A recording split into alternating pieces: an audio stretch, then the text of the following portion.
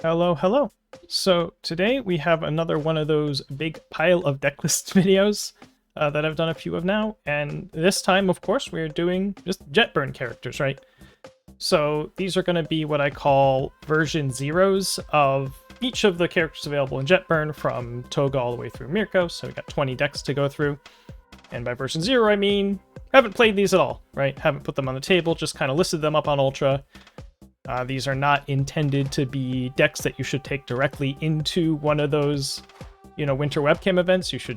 They're more starting points, things you can try out and work off of, maybe some inspirations for some ideas for certain characters you've been looking to build, that sort of thing.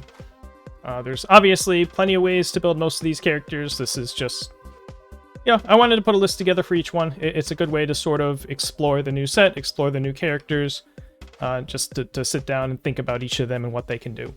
These are all in a folder in UVS Ultra. I'll put a link to that folder in the description. So, you can browse them afterwards, pick out whichever ones you're interested in, etc., etc. It is a lot to go through. We're going to try to... I don't know what defines a reasonable time frame for these, but we'll see what we can do. So yeah, first up, I can find my cursor. There we go. Is Toga, of course. So there's certainly a few ways you can go with her, but for me, what I went with is first of all, I am here is kind of cool in her. So you play her off the chaos symbol, and if you land an attack off the I am here, that's going to have 6 speed, which is, obviously an awful lot of speed, and kind of messes with any plan they might have to say, well, I'll just block the first attack and the rest won't be threats. If it's 6 speed, you're probably just going to let it go, right? So that's in here, and the other thing about this list is we're kind of leaning into, this is a little memey, but I want to see how many times we can play Ambush Thrust. So we have the Zero Gravity Lifts and the Ambush Thrust, and you can, if you get one or both in your momentum, you can do a bunch of Zero Gravity Lift, play Ambush Thrust, lift it back into your momentum, pick up an Ambush Thrust with Ambush Thrust, pick up ZGLs with Ambush Thrust, put ZGLs in with Toga, ZGL Ambush Thrust in, etc., etc.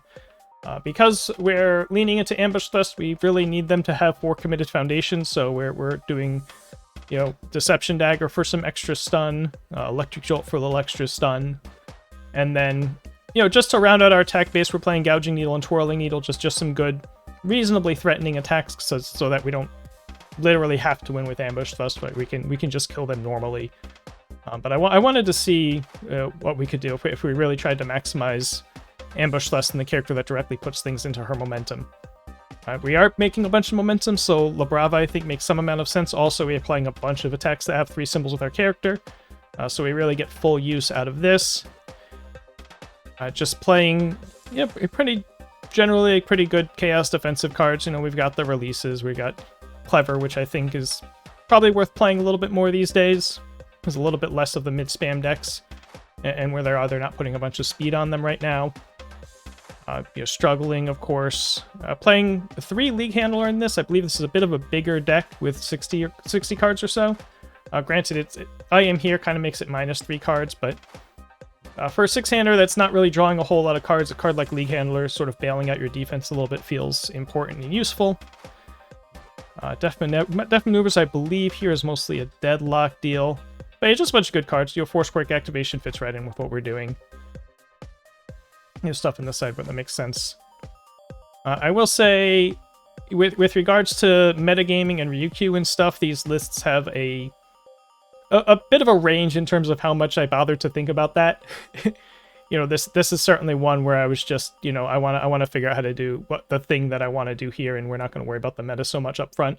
There are some where there's some card choices and whatever that are leaning into, going after Ryukyu or the high attack spam decks or whatever. But this one, just kind of straight up, let's see what we can do with Ambush Thrust, and if that doesn't work out, we can probably pivot this into other things.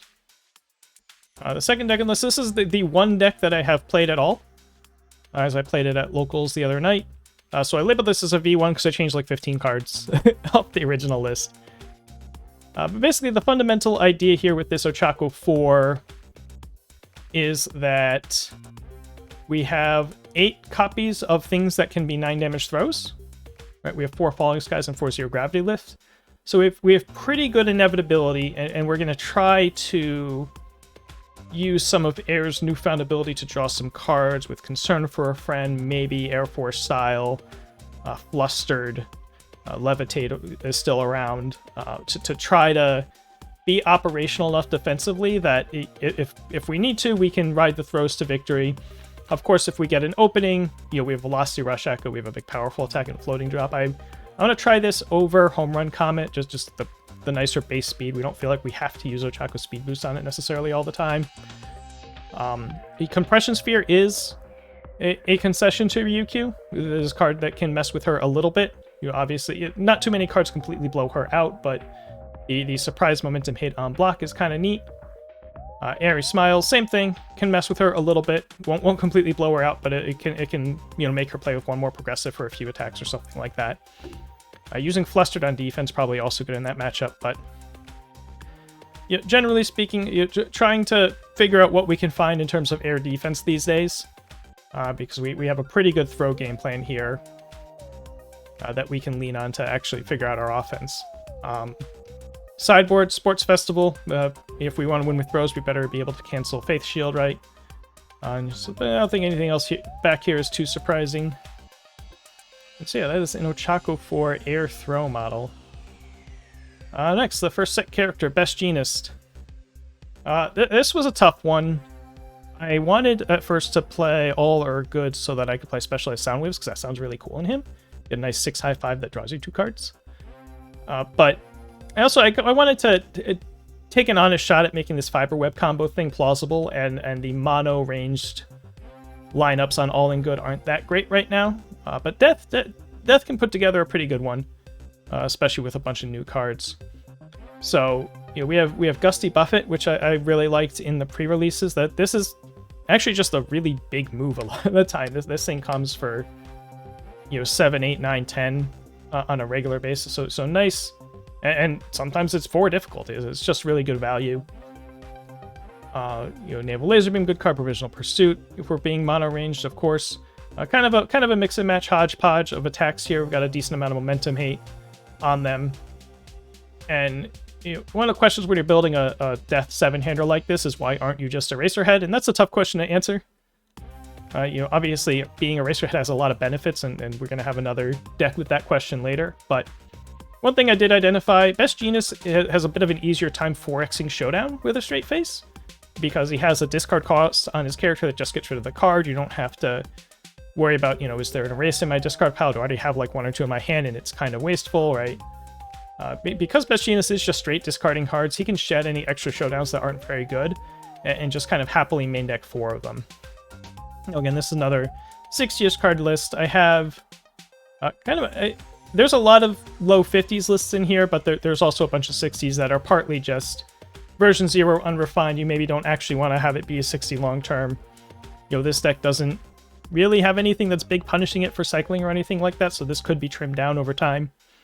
But for now, just starting here, I'm looking over the foundations. I think detailing the plan is a little more playable these days. We're going to have a lot of Falling Skies running around, so there's going to be a lot of decks that have throws in them that you can hate on, so I think you can actually main deck a couple of these if you want to, especially if you need mid blocks, which the Death symbol often does if you're not Eraserhead, and we sure aren't. Playing a bunch of damage on foundations that we can find, a little more speed hate on our foundations than maybe an Eraserhead needs to play. But nothing too wild here. Trying out, Fashion Icons, a speed reset.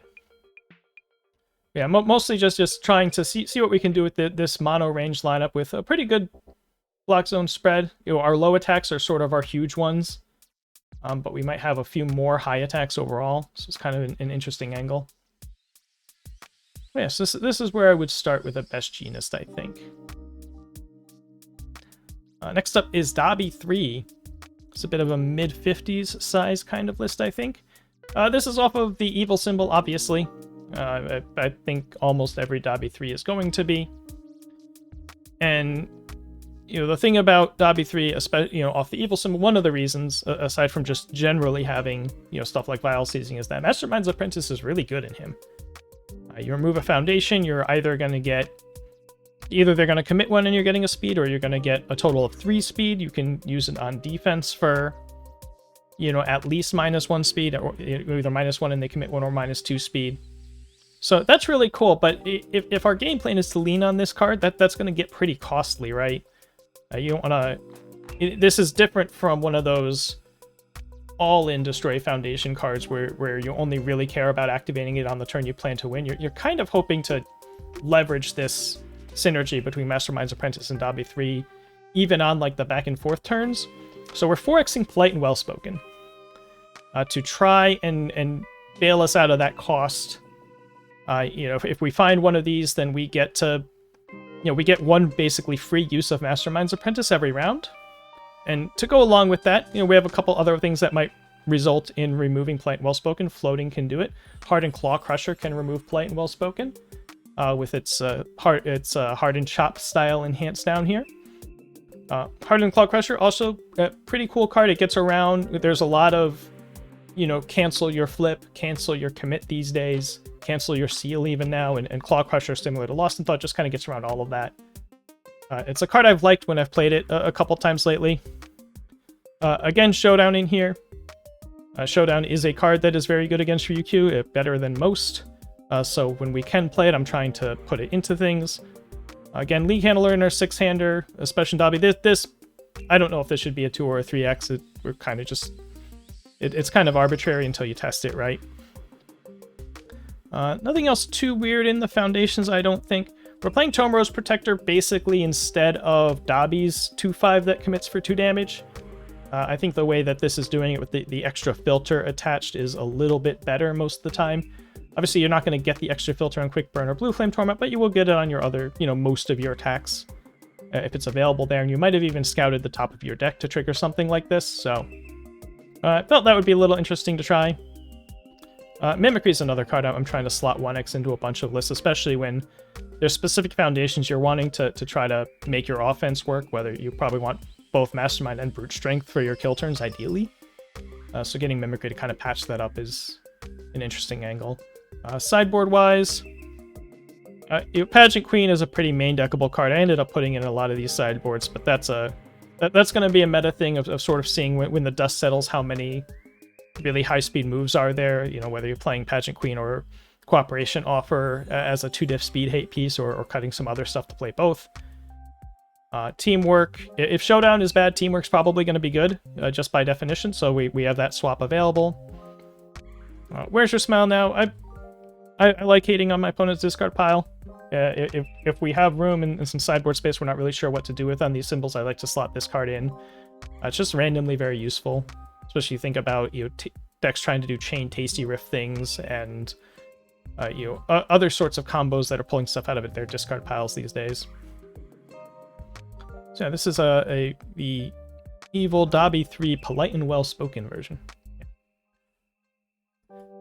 Next up, Endeavor 3. This is a pretty boring list, honestly. This is just fire ranged, just the maximum, most obvious build. We're playing 4x Frigid Heatwave, 4x of the Revel in his Masterpiece, so when our deck gets low, we can draw 2 extra cards, draw 2 extra cards, cycle our deck, turn Endeavor on, turn Hell Spiders on, try to go ham, as much pool clearing as we can manage. We've got Capture Evildoers in here, we've got Encouragements in here.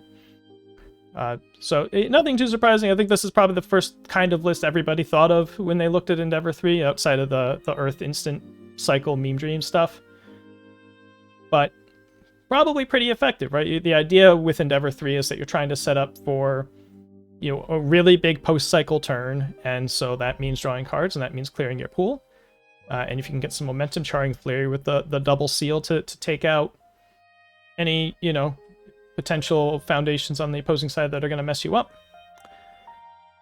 You know, Latent Skill, keep finding cards, just more card draw on our 1-diffs. Yeah, nothing too creative here, honestly, but that's where I would start with Endeavor 3 in any event. Alright, next up we have an Order Gentle Criminal. I went Order so that we could Fierce Wings for Lover Mode. So Gentle Criminal is a character that really wants Lover Mode to be in his card pool and active in order to actually have damage output and to filter his hand a little bit and to find attacks. So you know, why play 4 when we can play 7, right? And try to make sure that we kind of always have it in theory. And in order to help make sure that we have the 2 momentum, we are playing 4 Electric Surge and 4 Charged Up to stuff that into our momentum to really amplify our momentum generation here and try to make sure that we can get to that 2 momentum barrier and turn our lover mode on. And then from there, it's kind of question mark, figure it out, you gentle criminal. You get to put speed on moves as they block things, and we're getting +2 damage off of the lever modes. So even just your pedestrian jolts and grasping tape tosses get a little bit of damage. Deadly Theft does not get damage from lever mode, but it's kind of just big in general. This 1x Hair Razor Slash is because we're playing Fierce Wings, and if you might want to Fierce Wings for an attack at some point. One thing, Order doesn't have a bunch of other check boosts for him to leverage. It does get Award the Victor and not much else. Looking for a challenge out of the sideboard, that could be main decked, certainly. I think we're main decking, making a stand here for some added damage boost because most of our lineup, almost our entire lineup, has stun 1, and that's kind of cool. It's possible that these 4 Gently Thefts are actually not a good call in here. It's possible that these should be something else, but it seems so good even though we can't buff the damage. I wanted to try it in here. And then, yeah, just general Order stuff you've seen before. And Electric Surge being sort of the centerpiece of the game plan here for this Order Gentle Criminal. Hux. Hux is next. So, we've seen some 1.3 million volts versions of Hux that look like they're probably pretty good off of Order. You can give that attack +5 speed. I wanted to do the other model here. And the other way you'll see people building Hawks is that they go directly for Blood Moon Rending. Because there's a bunch of weapons, and it's easier to combo this thing off on Evil or Order than ever. I think if you are going to do it, I think you do want to be on Evil. Order kind of just has better things to be doing. And Evil has Brute Strength. Because ultimately, your moves aren't going to have a whole lot of damage. You don't have any giant bombs. But one thing you can do with this angle, and something this deck is kind of looking to do, is, you know, you have a bunch of attacks with his face on them. These put some speed on these things, you can get the job done with these, but the high upside play is if you Blood Moon Rending and you manage to strip out their last mid block, or you know, strip out one of their last blocks and they block the Rending with the other one, you might actually be able to get there with Feathers with this list. It is kind of the hope. So Feather, of course, is a 1 mid 3 in Hawks, but if you have a Brute Strength active, that can be a 1 mid 5. And so you can play your 2 Feathers out if you haven't used them elsewhere for a nice 10 damage after a Blood Moon Rending. There's, you know, one of Blood Moon Rending's problems typically is that you get to do this hand strip thing, but there's not a lot to follow that up with because you've already 3 attacks deep.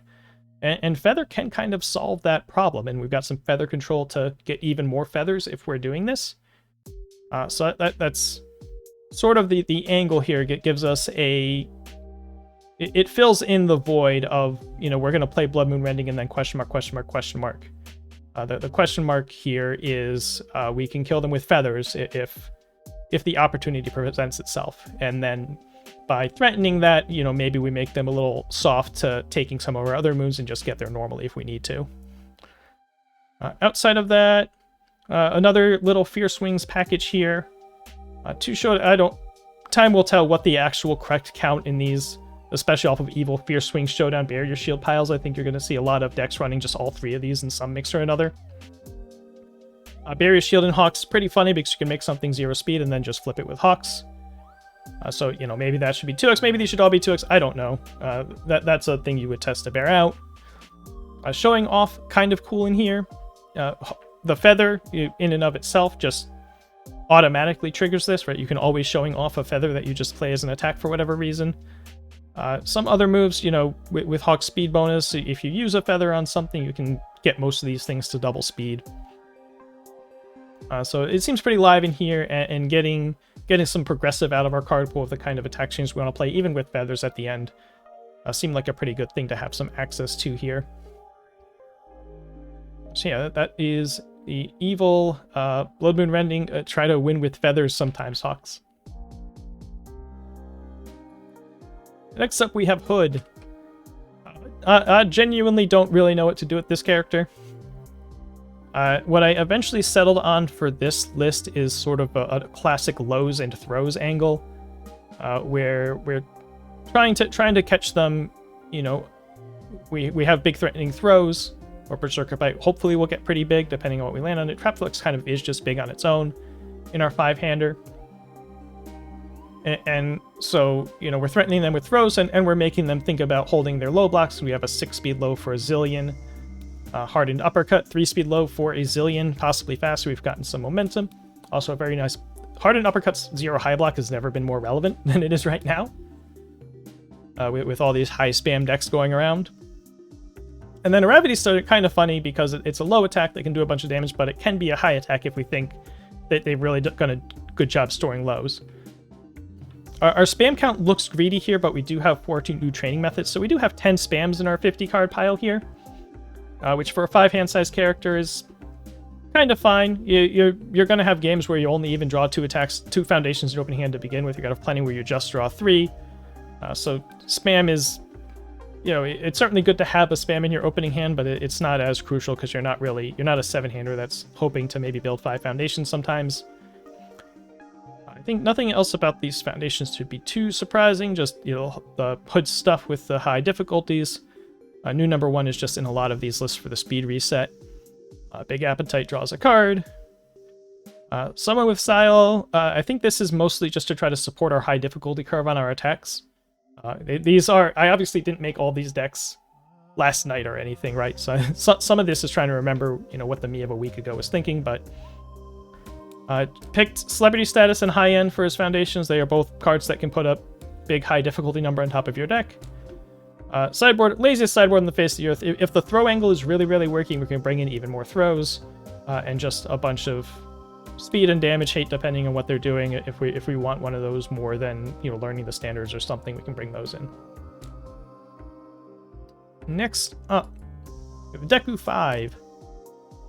This is another one that's a little bit bloated. We are kind of getting value out of our discard pile in this one, so I don't know if I mind this being 60.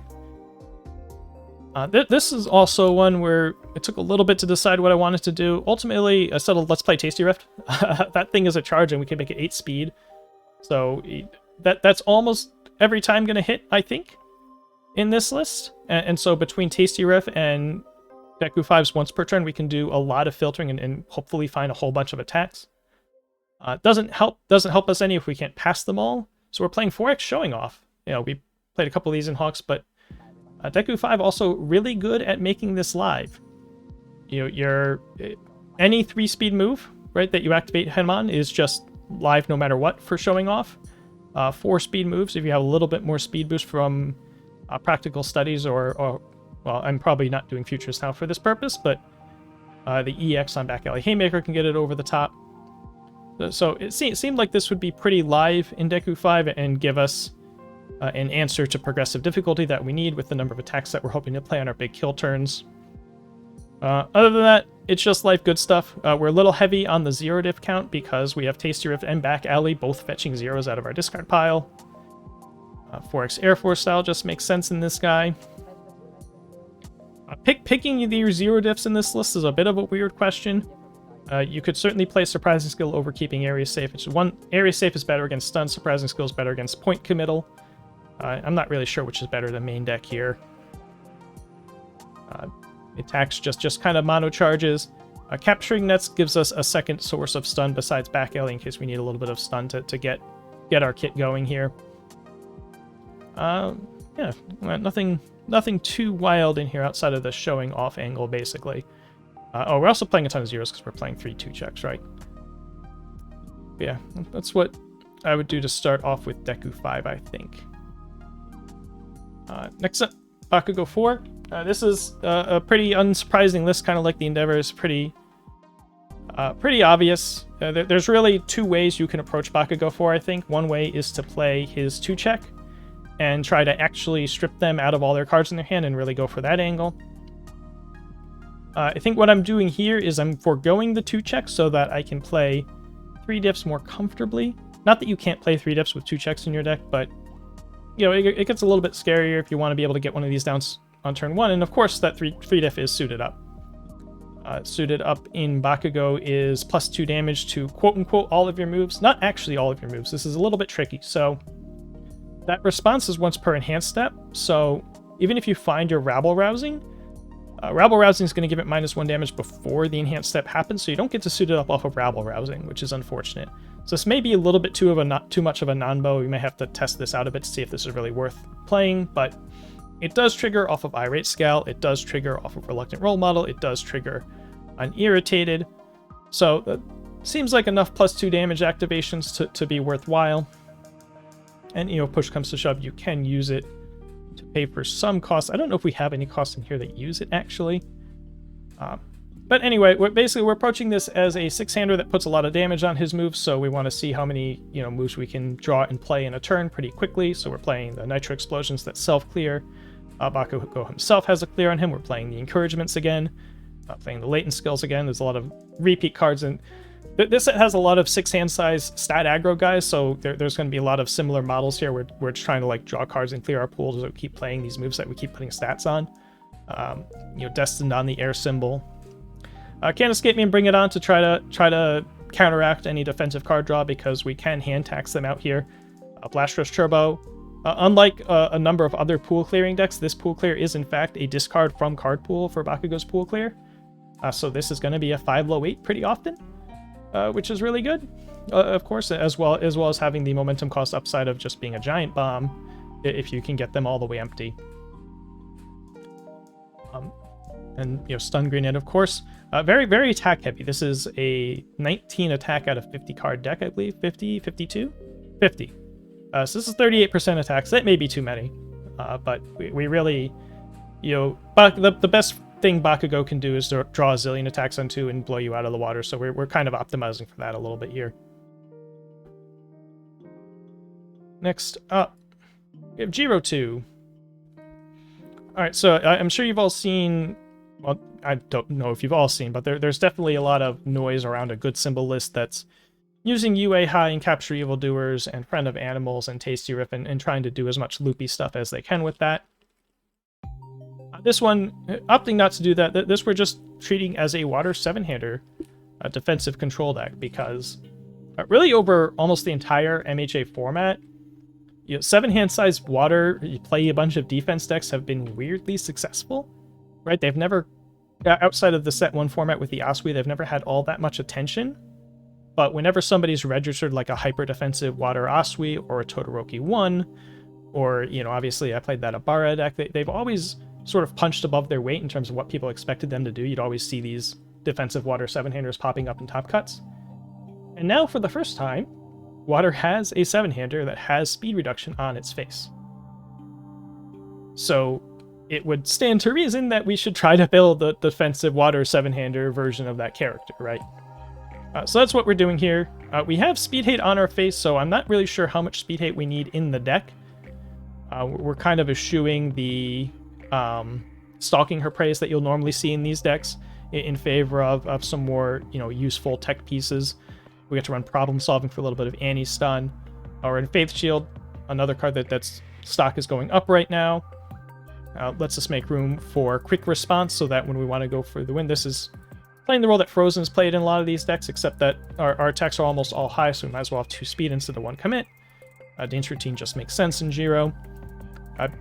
Because Jiro wants to play like Tasty Riff and Dance Routine, she has a little bit less of a problem with the high blocks and Jiro's base than other Water 7-handers do. So that's kind of a cool built-in thing. Our breaker block is I'm a Hero 2 instead of Ice Storm. And, you know, because we're Jiro, we don't really care how much damage we're dealing, because we'll eventually win with applause counters if our attacks are hitting for not very much. But nonetheless, right, we can still pump our moves with Jiro's base if the opportunity presents itself. We're playing Falling Skies, because why the heck wouldn't you? You know, Chimera Kraken, a nice, you know, defensive attack, so to say. You play it out there, you take out their best offensive piece, build a little bit and pass the turn. So yeah, this is the Water Jiro that I would like to try as sort of a starting bid for what we can do with Water these days. Next up, Ryukyu. So, yeah, I think every local is going to have a local Ryukyu that looks a lot like this. The way... I don't think it needs too much explaining that Ryukyu these days, there's a lot of all Ryukyus playing Capture Evildoers because she makes you the momentum for it automatically, and she's drawing you more cards and finding you more attacks just on her own. She solves all of the supposed costs and restrictions of capture evildoers just on her face. And it is amplified by the amount of attack looping she already gets to do with Dragon Impact and with Vast Strength.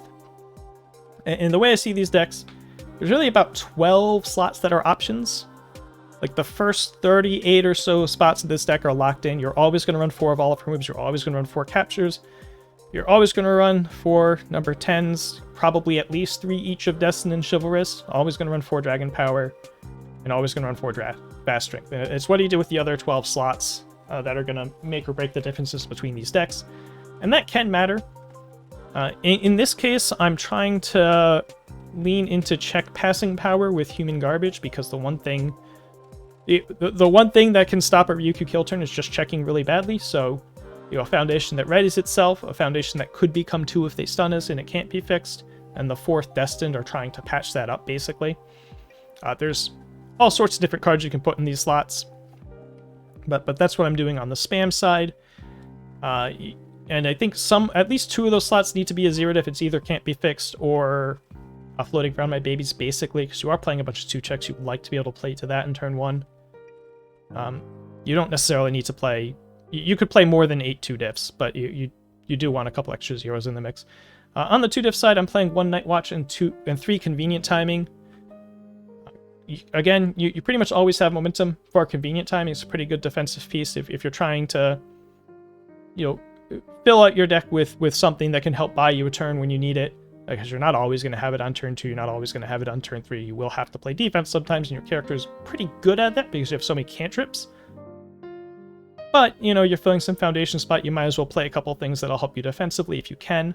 Human Garbage, same thing. It kind of, you know, can be pseudo anti-stun in a pinch. Sideboard's the other spot that's really flexible.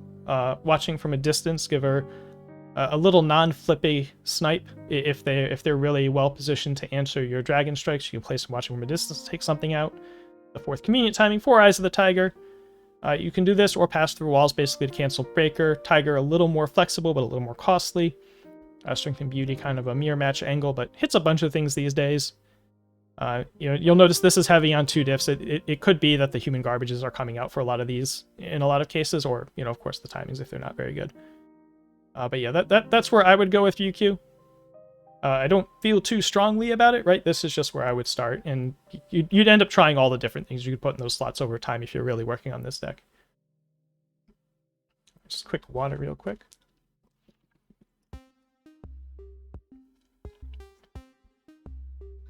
Alright, next up, Todoroki 4. This is another boring one. This is very similar to the Endeavor 3 rather, at the end of the day. We're just playing fire ranged. This one, we're not trying to mill 4 cards after we cycle repeatedly, so this one can be a tight 50 or 52. I think this is 52. But a lot of similar ideas. This is another 5 or 6 hand size. I want to have 1 big turn character. So we're playing the latent skills. We're playing the pool clear and capture evildoers. Blazing Icicle for our 5-diff draw card instead of Frigid, because we might not have Frigid be live very often early on. Keeping the deck small so that we can maximize the number of seal cards running. Pump up even seals cards, actually, as a nice 3-diff. Gives you a good cheap low block and another way to seal things. Embrace the Past is a no-brainer in this deck. You know, playing some very basic universal spams, not bothering with zeros. I don't think any of Fire's zeros are exciting enough to play over, you know, the much better 1-diffs just for the chance of drawing 4 only if you check a 3. Well, I don't want to get into my tirade on 0-diffs here, but nothing too surprising. Just good fire ranged cards. You know, sideboard's a bit of a hodgepodge. Cremation, if we think we're really going to need that Charring Flurry momentum activation, I think is something that can come in out of the sideboard in some cases. Kirishima's Assistance, just I don't think we have any mid attacks here, so this will always seal a special mid block. Prince Eltail, Leak Handler, just good cards. Leak Handler is certainly main deckable over either of these, you know, just in the sideboard to start here. But yeah, that is where I would start with the Todoroki 4 list. Asui 3. So if you've watch Tam and some other streams, you've probably seen a list like this around. I am for this going ahead and doing the Tasty Riff thing. Not sure if this is really worth it in Oswi 3 or not. It's certainly cool. But first of all, it's constricting your ability to play 3 diff foundations. And second of all, what she really needs is damage. So there's certainly case to be made for not doing the Tasty Riff thing in this deck, but we're going to try it just to start out, and if it feels like we're short on damage, we'll cut it and just play some better cards, basically. I mean, Tasty Riff is a very good card, but better cards for our game plan if we actually need to deal damage and kill people, and we can play higher difficulty foundations without the 2 checks and so on, right? But because we do not have Speed Hate on our face, the Stalking Her Preys are in here, the Ice Glidings are in here. I think we're even playing Acrobatic for a little more speed hit, because we may need a bunch of it. It is almost mono highs, so, quick response is live in here as well. Nothing else too surprising about the foundations. It's a water good stuff deck. She's basically playing the similar, water defensive 7 hand size plan, except that she starts at 6 and draws cards later and has more health in exchange. But, nothing we haven't seen before. Tongue Smack has a little extra damage in this deck. Giant Bite Extension, obviously good. You can Agile Drop to do some double Falling Skies or double Tasty Riff strings. Kraken in here once again. This is kind of cool in Oswi because it's a bit of a must block, right? If they want to let this thing hit, then cool. If they want to block it, you get to draw another card. Cheeky 1x Nullify, which I've done in some other water decks. Oh, yeah, this is a pretty relatively standard example water Oswi 3 Tasty Riff model. Could certainly try it without Tasty Riff as well. Next, Inasa. This is the other Death Eraser Head pseudo wannabe deck. This is a little bit more directive one though. Best Genius was doing a bunch of different things. This one is really just kind of a similar idea as the Death Eraser Head list that we've seen around, where we're destroying foundations. We have Grenadier Bracers. The Fierce Whirlwind is basically on our face, right?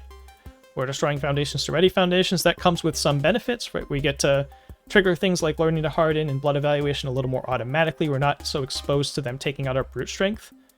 The way that Death Eraserhead can be in trouble if you just don't let him have brute strength. Obviously we don't get Eraserhead's extra card, and we don't get his shutting off characters, and the plus X minus X speed on Inasa is a little more conditional on having a 3 difficulty foundation out, but I think we draw extra cards a little more often. We have to, because we don't have Erase just in our deck, we have to play an actual foundation, Snipe Foundation. Doing Failed World Model over Apathetics, I think anti-flip is going to be pretty common in this format. And then because we're not playing Fierce Whirlwind and we're not playing Binding Cloth Capture, we have to fill our attack somehow. So Gusty Buffet is right back in here. Giant low move. Howitzer Impact's kind of always going to be live. We're getting some mid-breaker blocks out of Naval Laser Beam and Red Ride Unbreakable. Got a big powerful move with another nice +0 high block with all these high spam decks running around. So we try filling the attack base that way. There's and all sorts of different configurations you could do here, but this is sort of where I would start. Is sort of trying to do a different version of that Death Eraser Head idea that has been very successful, right? And taking the pros and cons with Inasa and hoping that the pros are good enough to be worth doing this, right? Next up, Cammy, more death decks.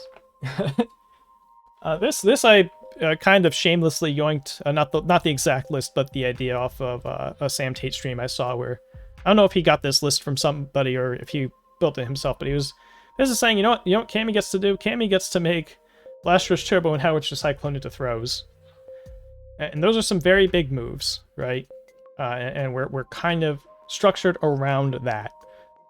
So, instant explosive release, we can make sure that our first attack lands if we need to. So that's a really good card in here. A Stun Grenade to find more moves, High Key Mirage, so maybe force one of these through when it's not a throw. One of the catches here is that our damage output outside of our big ones is pretty tame. We do have the 4 brute strengths for that, which we'd be doing regardless, but certainly helps cover for that. We're trying to keep the taunt count a little bit higher than the list that I saw. We're playing the Rabble Rousing for the extra taunt. We're playing Irritated and Glamour. Wild can go dig for a foundation, and Namely can go dig for a taunt foundation, which we have a few of in here that we might find with that. Always cool is a Fringe main deck card to begin with, I think, and it has the taunt keyword on it, so I think it definitely is here. So that does define like a lot of our foundation base needs, and because we're a Blast Rush turbo deck and we don't want to cycle, we are a little thicker, up to 60 cards. Excited for Blood makes a lot of sense in this character. Failed Role Model shows up again. But yeah, so that's kind of the angle that I'm going for with this Cammy. You can make some very, very large Cyclone throws. This thing can get up to 24 damage throw, that sort of thing. It's just a matter of figuring out how you're going to do the rest of the damage in a list like this. Speaking of throws, Sports Festival Stadium back in here as anti-throw hate. I don't know if that's too many negatives. Anyway, Mount Lady. So my first reaction to Mount Lady is I really just wanted to play all of the Momentum Hate forward if attacks that Earth has. Right, you just 4x bad guy, round up 4x instant Shining Flash, and ship it. For this list, I wound up getting tempted away from that by Falling Skies, basically. And trying out a BMI Buster, this is certainly a Capture Evildoers concession. This card is... Obviously, you block with it, they don't get to Capture Evildoers this turn, and that's really good. So we're playing that instead of playing Momentum Hate, because, this is even better at doing the thing that you're hoping to have the Momentum Hate for, right? And it really just doesn't matter that it's a weak stat attack. Your Mount Lady, your stuff's all going to have +3 damage, so 3i4, whatever, it's fine. So we're playing that, we're playing Falling Skies, because Falling Skies is silly, and then all the stuff that does review things, obviously she's playing for Titan Cliff, obviously she's playing for Candy Cannon, and the Lurker Strikes are really good in her. And so the other thing about this deck, so, obviously we're Mount Lady, we're trying to trigger a bunch of reviews, get to 3 reviews as quickly as possible, hopefully get to 10 in reasonably short-ish order. It feels, Mount Lady and Nutshot feel a little forced onto Kami Woods symbols so you get number 7 pro hero. I don't know if Mount Lady really is, right? She can probably make do without number 7, but we're running it here. We're not thinking too hard about it. The other thing we need to do, and this is the downside of being Earth, is that most of our snipes are flip-based. So it might be tricky to actually take away... You want to take away any damage resets they might have, right? So we're playing a couple Sugar Rush so that we have one out of our... that we can bring in out of our hand as a surprise.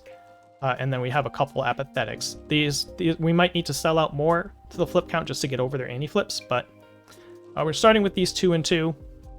Again, this is another quick response deck. We have a single low attack in here, so quick response is quite good, and gives us a way to land a late game string besides just making the one unblockable.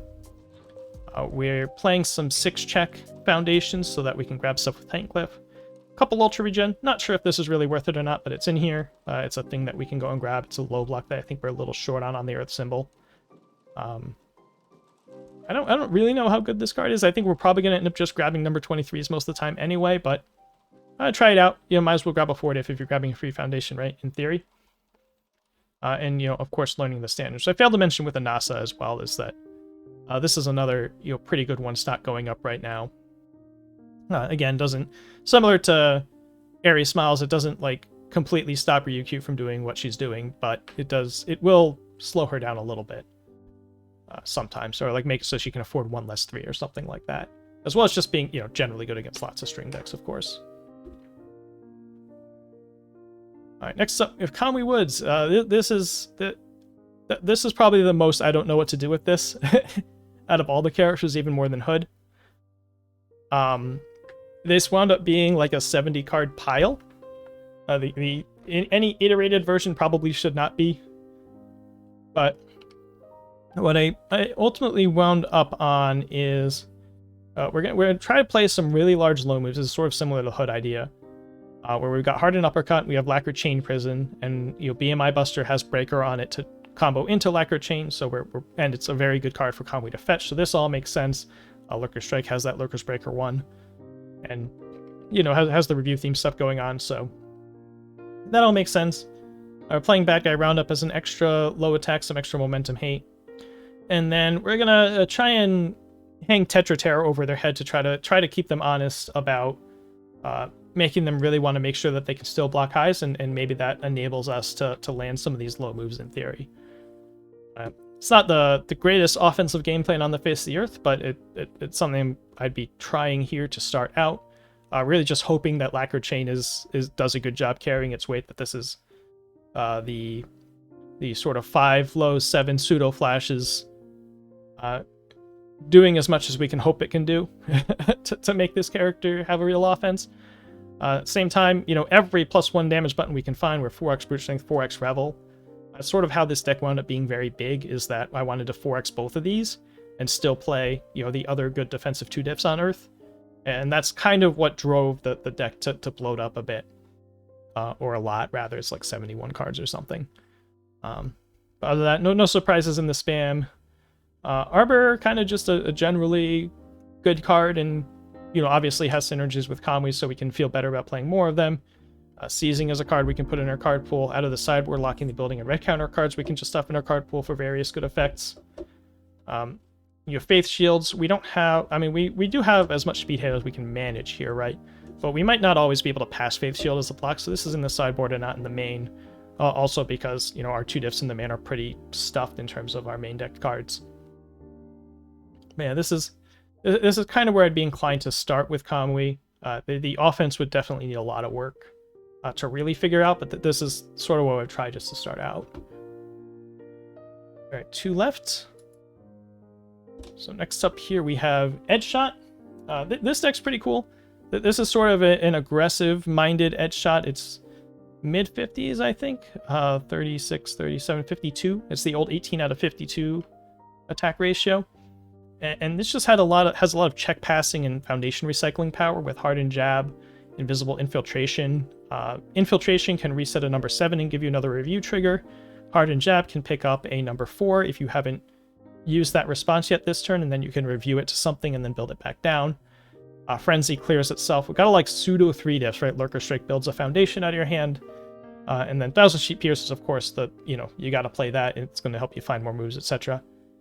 Even though we're small, we're trying to run some sort of Fierce Wings package here. We don't necessarily know if we're going to have momentum in this deck. I don't know if Capture Evildoers makes sense. I'm kind of hedging just by playing 2 with the 2 Fierce Wings to go grab it when it's good. We can also go grab Arbor for damage. We're trying out an Airy. Airy's kind of neat because you can ready number 7 and get an extra, sort of buy a review trigger on their turn to get some extra speed hate with Edge Shot. The other foundations, passing the torch feels important for this character because you definitely don't want to go into your turn without cards in your hand. So if you're ever going to be down to 0, or you need the extra defensive draw to make sure that you don't, that one's pretty good. Spam's pretty basic spam list, 7 zeros because we're running the 2 checks. Nothing too fancy in the sideboard. Lost in Thought's living in the sideboard, which is not something I very often do. I really wanted to main deck this, but I didn't really want to fit it in over any of the stuff that we're running here, but definitely want to have some snipes available just in case. Also, there's not too much that really blows him up foundation-wise, right? You're not trying to land any singular gigantic moves or anything, so you can probably get away with this. Not really sure, though. And lastly, but not least, we have Mirko. If you look at Mirko and you read Fury Theme and you read Check Boost, the obvious thing that comes to mind is Prominence Burn, so we're playing a couple Prominence Burn. I think that just makes sense for this character.